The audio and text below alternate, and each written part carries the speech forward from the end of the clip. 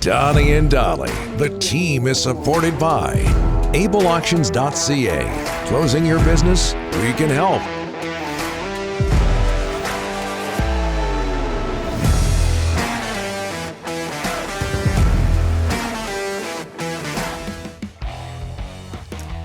It's Monday, and all of our guests today, including Steve Goldstein, voice of the Panthers, sponsored by Basant Motors. Spend a little too much this holiday season. Let us help you by getting you a gift card with your next vehicle purchase. You can buy a snow shovel. Learn more at basantmotors.com. Canucks starting out a tough 5-game road trip tomorrow in Sunrise, Florida, against the Panthers, who lead the National Hockey League's overall standings.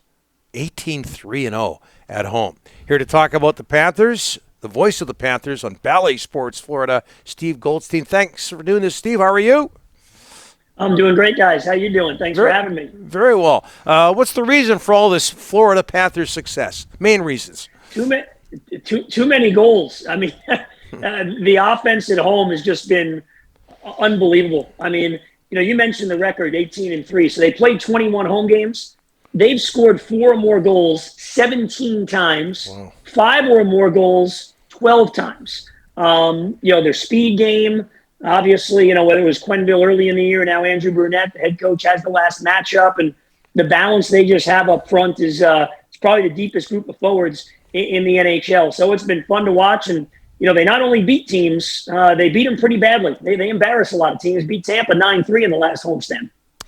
Steve, some adversity. Did you think this sort of success was possible? I know it all comes down to the players in the end, but did you think this sort of success was possible when Joel Quenneville resigned?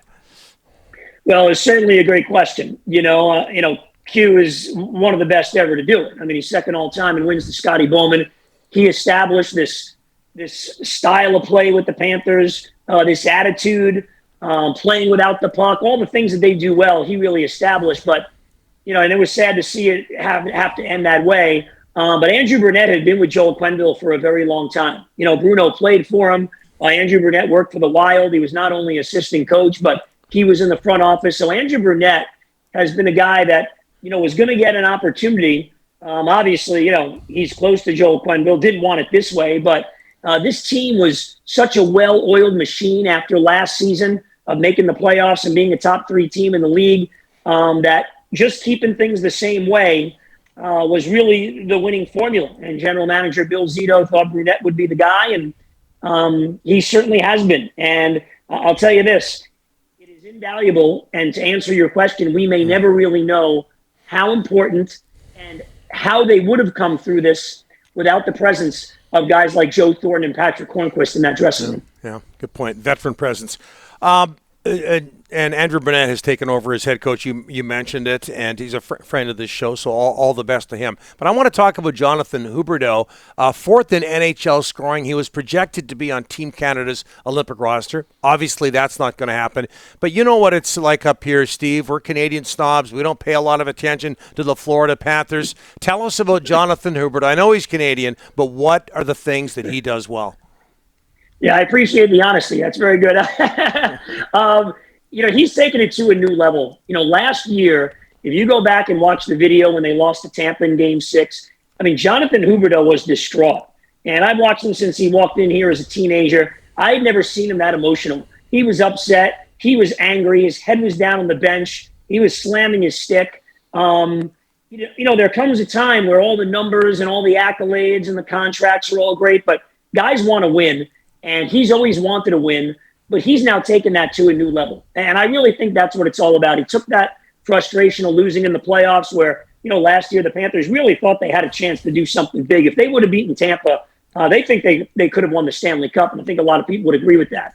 Huberdeau had supposedly a great offseason of working out, and he has come in, and he's not just a point producer anymore. He's a leader on this team, and he's really been an excellent 200-foot player. He's played a physical style of play. So his overall game has really been elevated, and I certainly think he belongs this year in the MVP conversation because, along with Barkov, he's been the best player on the best team in the league. Steve, a lot of Vancouver connections in Florida. Boy, they've done a ton of trades over the years. Anyways, Olli Juolevi, give us an update on him, and then give us an update on Gustav Forsling, who was drafted by the Canucks a few years ago. I mean, you didn't mention David Booth and Keith Ballard, so that's okay. You know, those are the old days of Pavel and Chris Bure. Higgins. Pavel Bure. Yeah, and Pavel. Roberto Luongo. We can keep going on and on. Forget Ed Jovanovski because he might be watching, so I don't want to get beat up when I see him tomorrow at the game. You know, Juolevi's kind of been that seventh defenseman for this team. You know, the D is pretty solid with the guys you mentioned, led by Forsling, who was an unbelievable find. They had gotten him on waivers. You know, the Panthers knew him. The Panthers have a, pretty cranked up front office there, underneath Bill Zito. And I know Paul Kropelka, who was assistant general manager, he was with him in Carolina, so he had thought highly of him. And, of course, Zito being assistant GM and running the AHL team in Columbus, along with Joel Quenneville at the time, along with Andrew Brunette. You throw Roberto in there, who's an advisor to the general manager. The Panthers just have a lot of experience in that front office, so they jumped on him in waivers, and Gustav Forsling has been unbelievable for this team. Ekblad and Weegar get all of the conversation, as well they should, one of the best defense pairs in the NHL and scoring at a great rate and playing in all situations. But I'll tell you what, Gustav Forsling has been right in there below those guys. He's second in the NHL amongst defensemen in even strength assists. He doesn't play much special teams at all. So he's great at moving the puck out of his own zone. And the impressive thing is teams have tried to finish checks and rough him up a bit after he gets the puck out of the zone. And he's been able to stand up to the physical pressure. That's been as impressive as anything. So he's had a great year. And as I said, Juolevi, along with Lucas Carlson, they've kind of filled in as that sixth defenseman on this team. Juolevi's kind of been that 6'7" swing guy.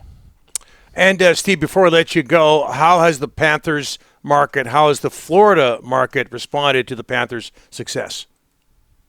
It's really been great over the course of the last year, guys. Look, this franchise, there's no secret. A lot of missteps. Haven't won a playoff series still since '96. Only made it a few times. But the last year and a half, after making it, at least they got into the bubble, even though they lost.